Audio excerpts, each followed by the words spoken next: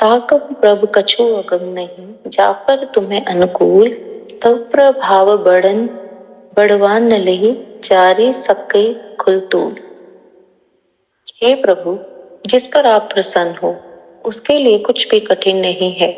आपके प्रभाव से रुई अर्थात जो स्वयं बहुत जल्दी जल जाने वाली वस्तु है, बड़वानल को निश्चय ही जला सकती है, अर्थात असंभव भी संभव हो सकता है। नाथ भक्ति अति सुखदायिनी, देह कृपा करी अन्न पायनी, सुन प्रभ परम सरल कपि बानी, एव मस्तु तव कहे भवानी। हे नाथ, मुझे अत्यंत सुख देने वाली अपनी निश्चल भक्ति कृपा करके दीजिए। हनुमान जी की अत्यंत सरल वाणी सुनकर हे भवानी, तब प्रभु श्री रामचंद्र ने एव मस्तु अर्थात ऐसा ही हो कहा। उमा राम सुभाव जय जाना, ताहि भजंत जी भाव न आना, यह संवाद जासो और आवा, रघुपति चरण भक्ति सो पावा। हे उमा, जिसने श्री राम जी का स्वभाव जान लिया, उसे भजन छोड़कर दूसरी बात ही नहीं सुहाती। यह स्वामी सेवक का संवाद जिसके हृदय में आ गया, वही श्री रघुनाथ जी के चरणों की भक्ति पा गया। सुन प्रभु बचन कही कपि वृंदा, जय जय जय कृपाल सुख कंदा, तब रघुपति कपिपति ही बुलावा, कहाँ चले कर करहु बनावा। प्रभु के वचन सुनकर वानरगण कहने लगे, कृपालु आनंद गण श्री राम जी की जय हो जय हो जय हो। तब श्री रघुनाथ जी ने कपिला सुग्रीव को बुलाया और कहा, चलने की तैयारी करो।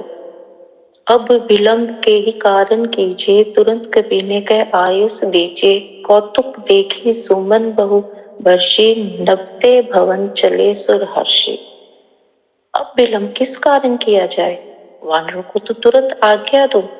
भगवान की यह लीला रावण वध की तैयारी देखकर बहुत से फूल बरसाकर और हर्षित होकर देवता आकाश से अपने अपने लोक को चले। कपिपति बेगी बुलाए आए, जूथप जूथ नाना बरन अतुल बल, वानर भालू बरूथ। वानर राज सुग्रीव ने शीघ्र ही वानरों को बुलाया। सेनापतियों के समूह आ गए। वानर भालुओं के अनेक रंगों के हैं और उनमें अतुलनीय बल है। प्रभु पद पंकज नाभि सीसा, गर्ज ही भालू महाबल कीसा, देखी राम सकल कपि सेना, चित ही कृपा करी राजीव नैना। वे प्रभु के चरण कमलों में सिर नवाते हैं। महान बलवान रीछ और वानर गरज रहे हैं। श्री राम जी ने वानरों की सारी सेना देखी, तब कमल नेत्रों से कृपा पूर्वक उनकी ओर दृष्टि डाली। बल पाई कपिंदा, भय पच्छ जत मनो गरिंदा, हर्षि राम तब किने पयाना, सगुन भय सुंदर शुभ नाना। राम कृपा का बल पाकर श्रेष्ठ वानर मानो पंख वाले बड़े पर्वत हो गए। तब श्री राम जी ने हर्षित होकर प्रस्थान किया। अनेक सुंदर और शुभ शकुन हुए। जासु सकल मंगलमय कीर्ति, तासु प्यान सगुन से यह नीति, प्रभु प्यान जाना पे ही, फर के पाम अंग जानू जन के देही। जिनकी कीर्ति सब मंगलों से पूर्ण है, उनके प्रस्थान के समय शकुन होना यह नीति है, अर्थात लीला की मर्यादा है। प्रभु का प्रस्थान जानकी जी ने भी जान लिया। उनके बाएं अंग फड़क फड़क कर मानो कह देते थे कि श्री राम जी आ रहे हैं। जोई जोई सगुन जानकी होई, असगुन भय रावनी सोई, चला कटुक को बढ़ने पारा, गरजी वानर भालू उपारा। जानकी जी को जो जो शगुन होते थे, वही वही रावण के लिए अब शगुन हुए। सेना चली, उनका वर्णन कौन कर सकता है। असंख्य वानर और भालू गर्जना कर रहे हैं। नख आयुध गिरी पाद पधारी, चले गगन में इच्छाचारी, केहिल नाद भालू कपिगरी, डगमगाए दिग्गज चिकरही। नख ही जिनके शस्त्र हैं, वे इच्छा अनुसार सर्वत्र बेरोक टोक चलने वाले रीछ वानर पर्वतों और वृक्षों को धारण किए कोई आकाश मार्ग से और कोई पृथ्वी पर चले जा रहे हैं। वे सिंह के समान गर्जना कर रहे हैं। उनके चलने से गर्जन से दिशाओं के हाथी विचलित होकर चिंगाड़ रहे हैं।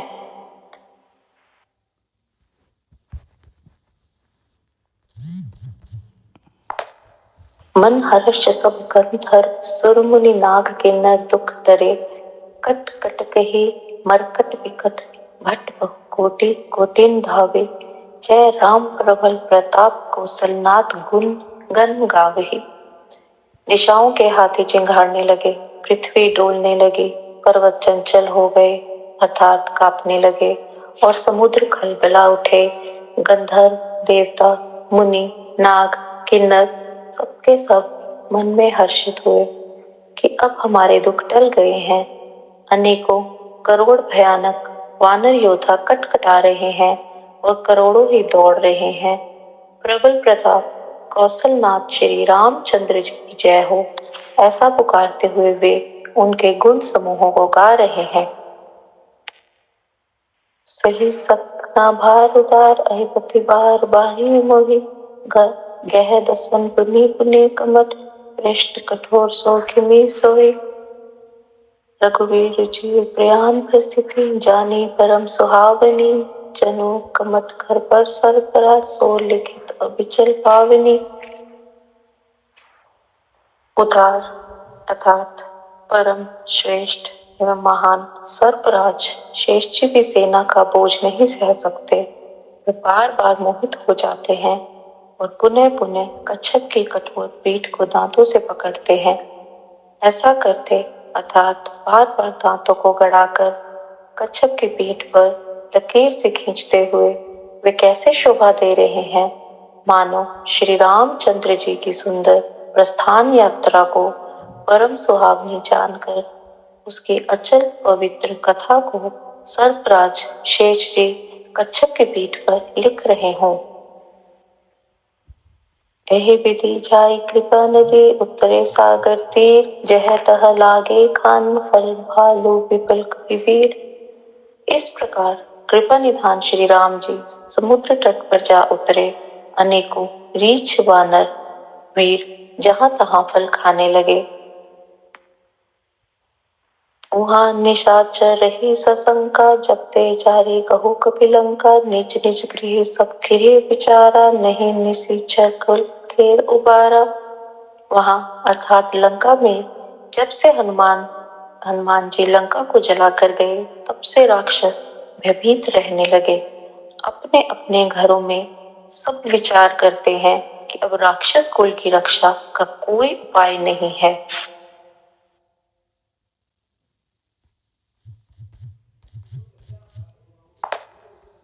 जब तक वे इन्हें ग्रस्त नहीं लेते। जासु दूत बल बरनी न जाए ते ही आए पुर कवन भलाए दूत हिम संग सुनी पुर जनबानी मंदोदरी अधिक अकुलानी।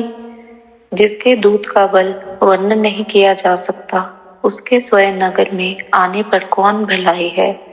अर्थात हम लोगों की बड़ी बुरी दशा होगी। दूतियों से नगर वासियों के वचन सुनकर मंदोदरी बहुत ही व्याकुल हो गई।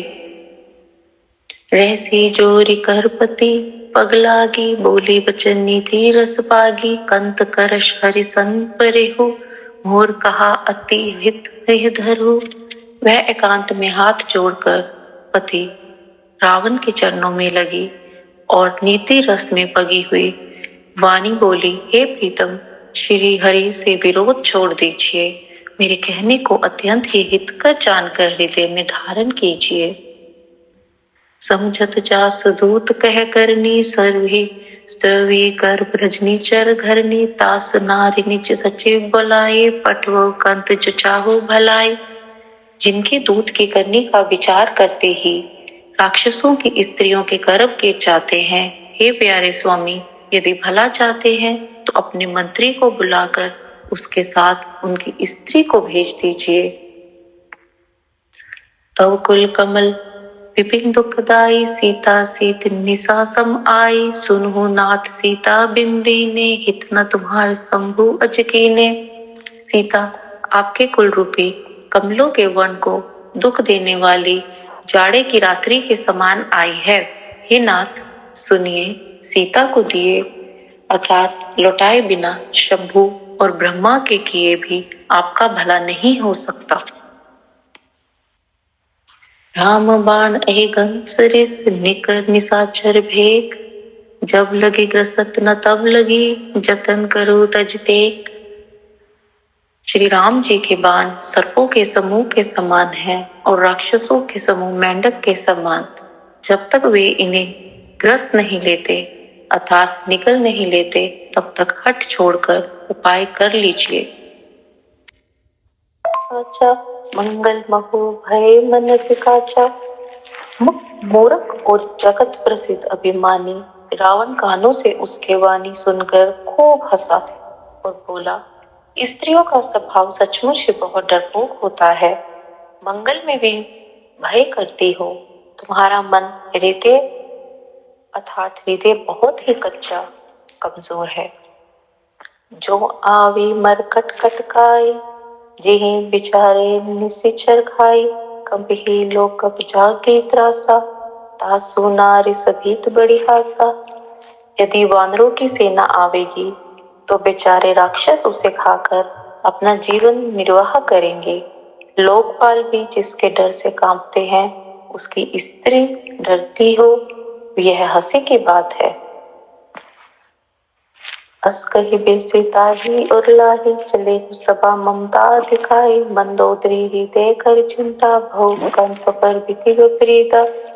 रावण ने ऐसा कहकर हंसकर उसे हृदय से लगा लिया और ममता बढ़ाकर अर्थात अधिक स्नेह दर्शाकर वह सभा में चला गया।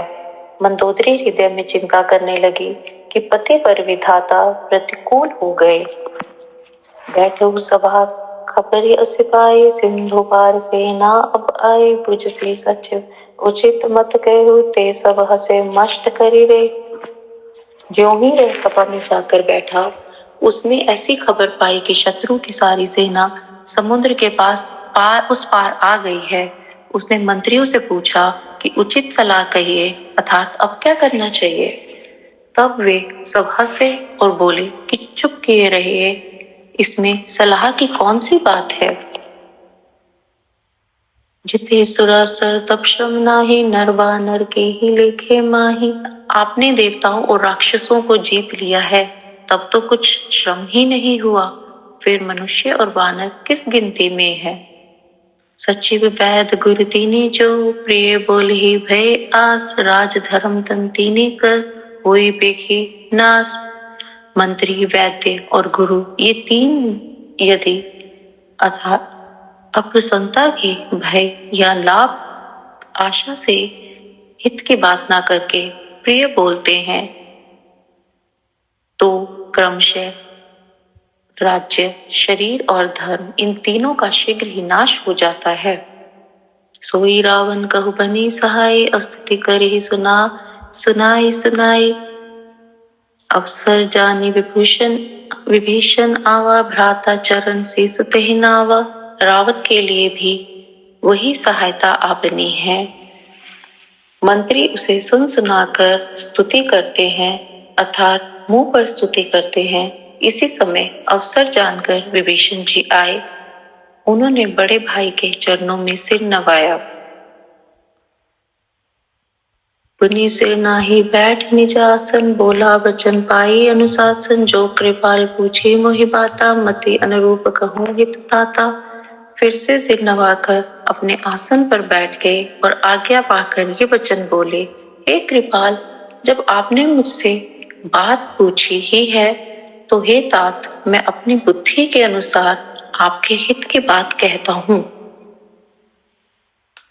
जो आपन चाहे कल्याणा, सुमत सुख गति सुख नाना। सो पर नर लीलार गुसाई, तजहु चहते के चंद की नाही। जो मनुष्य अपना कल्याण, सुंदर यश, सुबुद्धि, शुभ गति और नाना प्रकार के सुख चाहता हो, वह हे स्वामी पर स्त्री के ललाट को चौथ के चंद्रमा की तरह त्याग दे, अर्थात जैसे लोग चौथ के चंद्रमा को नहीं देखते, उसी प्रकार पर स्त्री का मुख ही न देखे। 14 भुवन एक पति होई, भूत द्रोह तिष्ठि नहीं सोई, गुण सागर नागर नर जोहू, अलप लोभ भल कही न कोहू। 14 भुवनों का एक ही स्वामी है, वह भी जीवों से बैर करके ठहर नहीं सकता, अर्थात नष्ट हो जाता है। जो मनुष्य गुणों का समुद्र और चतुर हो, उसे चाहे थोड़ा भी लाभ क्यों न हो, तो भी कोई भला नहीं कहता। काम क्रोध मद लोभ सब, नाथ नरक के पंथ, सब परिहरि रघुवीर रही, भजहु भजी जेहि संत। ए नाथ, काम क्रोध मद और लोभ ये सब नरक के रास्ते हैं, इन सबको छोड़कर श्री राम जी को भजिए, जिन्हें संत अर्थात सत्पुरुष भजते हैं।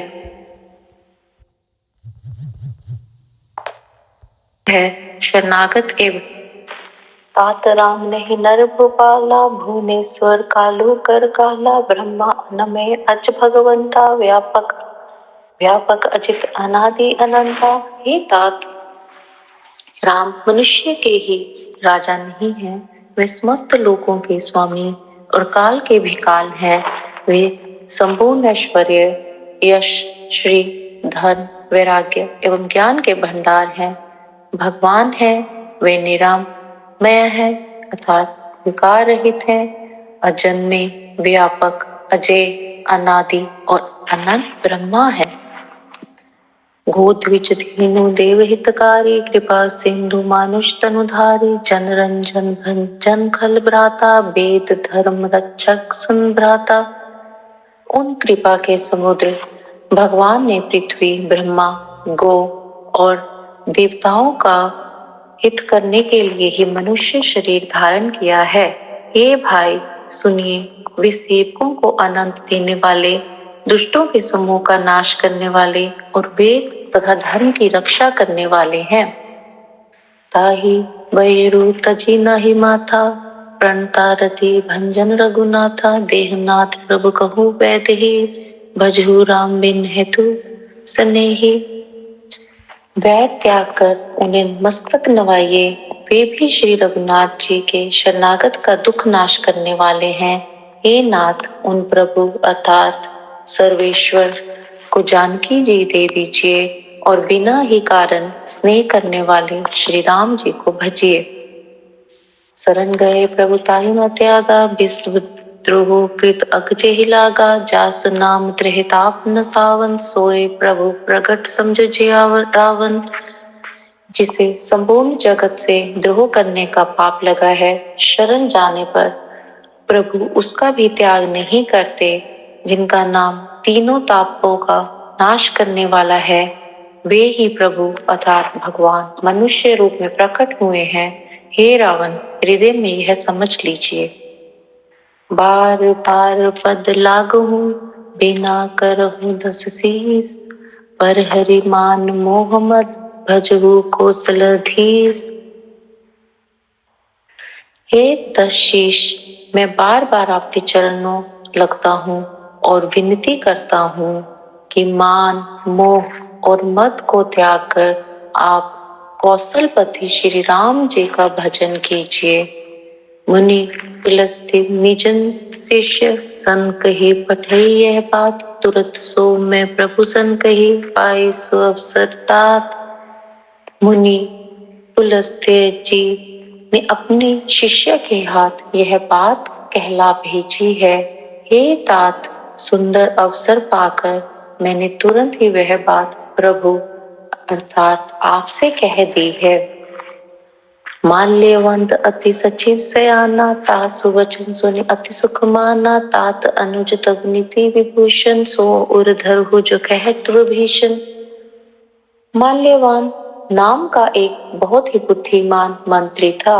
उसने उन अर्थात विभीषण के वचन सुनकर बहुत सुख माना और कहा, हे तात, आपके छोटे भाई नीति विभूषण अर्थात नीति को भूषण रूप में धारण करने वाले अर्थात नीतिमान विभीषण जो कुछ कह रहे हैं उसे हृदय में धारण कीजिए। रिपु उत्कर्ष कहत सट दोहु, दूरी न करहु इहाँ हो कहु। माल्यवंत गए गहु बहोरी, कहु विभूषण पुनि कर जोरी। रावण ने कहा, ये दोनों मूर्ख शत्रु की महिमा बखान रहे हैं, यहाँ कोई है, इन्हें दूर करो न।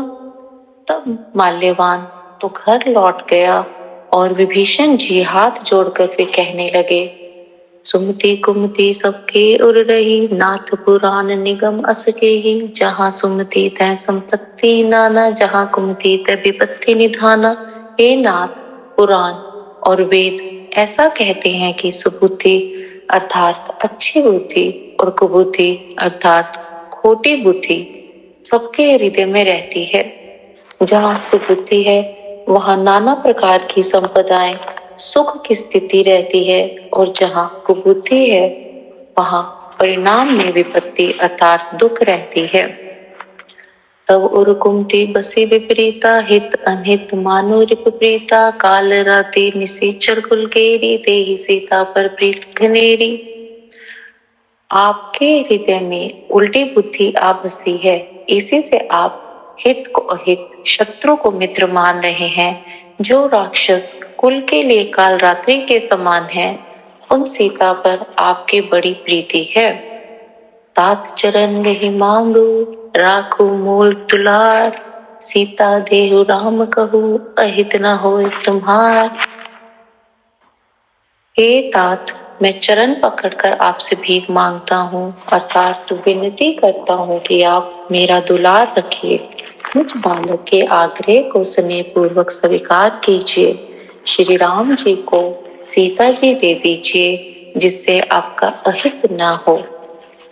बुद्ध पुराण श्रुति सम्मत वाणी, कही विभीषण नीति बखानी। सुनत दसानन उठा रिसाई, खल तो ही निकट मृत्यु अवाई।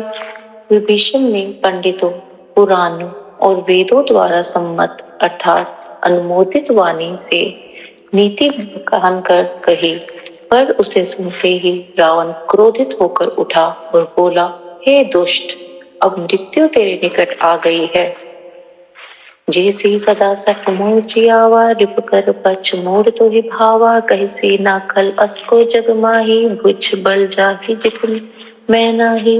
अरे मूर्ख, तू जीता तो है, सदा मेरा जिलाया हुआ अर्थात मेरे ही अन्न से पल रहा है, पर हे मूर्ख, पक्ष तुझे शत्रु का ही अच्छा लगता है। अरे दुष्ट, बता ना, जगत में ऐसा कौन है जिसे मैंने अपनी भुजाओं के बल से ना जीता हो। मम पुर बसी तपस्वी निकट प्रीति, सठ मिल जाए तिन्हें कहु नीति। अस कहे किन्हें सी चरण प्रहारा, अनुज कहे पत बारी बारा। मेरे नगर में रहकर प्रेम करता है तपस्वियों पर, मोर उन्हीं से जा मिल और उन्हीं को नीति बता। ऐसा कहकर रावण ने उन्हें लात मारी, परंतु छोटे भाई विभीषण ने मारने पर भी बार बार उसके चरण ही पकड़े। ओमा संत कहू एह बड़ाई, मंद करत जो करे भलाई। तुम्हें पितु सरिस भले मई मारा, राम बचे हित नाथ तुम्हारा। शिव जी कहते हैं, हे उमा, संत की है बड़ाई है अर्थात महिमा है कि वे बुराई करने पर भी बुराई करने वाले की भलाई ही करते हैं। विभीषण ने कहा, आप मेरे पिता के समान हैं, मुझे मारा सो तो अच्छा ही किया, परंतु हे नाथ, आपका भला श्री राम जी को भजने में ही है। सचिव संग ले नपुपथ गयो, सब ही सुनाई कह उस बहु। इतना कहकर विभीषण अपने मंत्रियों को साथ लेकर आकाश मार्ग में गए और सबको सुनाकर वे ऐसा कहने लगे, राम सत्य संकल्प प्रभु, सब काल बास तोरी। मैं रघुवीर शरण अब, जाहू देहित जनि खोरी। श्री राम जी सत्य संकल्प एवं सर्व समर्थ प्रभु हैं और तुम्हारी सभा काल के वश में है, सभा काल के वश हैं। अतः मैं अब श्री रघुवीर की शरण जाता हूँ, मुझे दोष नहीं देना। अस कही चला विभीषण जब ही, आयुहीन भय सब तब ही, साधु अवज्ञा तुरत भवानी, कर कल्याण अखिल के हानि। ऐसा कहकर विभीषण जी ज्यों ही चले त्यों ही सब राक्षस आयुहीन हो गए, अर्थात उनकी मृत्यु निश्चित हो गई। शिव जी कहते हैं, हे भवानी, साधु का अपमान तुरंत ही संपूर्ण कल्याण की हानि कर देता है, अर्थात नाश कर देता है। रावण जब भी विभीषण त्यागा, भयो विभव विंत भागा, चले हर्षि रघुनायक पाहि, करत मनोरथ बहु मन माहि। रावण ने जिस क्षण विभीषण को त्यागा, उसी क्षण वह अभागा वैभव से हीन हो गया। विभीषण जी हर्षित होकर मन में अनेकों मनोरथ करते हुए श्री रघुनाथ जी के पास चले। देखूं जाई चरण जल जाता, अरुण मृदुल सेवक सुखदाता, जे पद पर धरी ऋष नारी, दंडक कानन पावनकारी। वे सोचते जाते थे, मैं जाकर भगवान के कोमल और लाल वर्ण के सुंदर चरण कमलों के दर्शन करूंगा, जो सेवकों को सुख देने वाले हैं। जिन चरणों का स्पर्श पाकर ऋषि पत्नी अहिल्या तर गई और जो दंडक वन को पवित्र करने वाले हैं।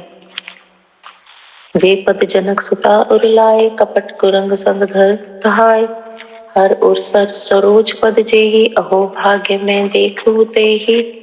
जिन चरणों को जानकी जी ने हृदय में धारण कर रखा है, जो कपट मृग के साथ पृथ्वी पर और उसको पकड़ने के लिए दौड़े थे, और जो चरण कमल साक्षात शिव जी के हृदय रूपी सरोवर में विराजते हैं, मेरा अहो भाग्य है कि उन्हीं को मैं आज देखूंगा।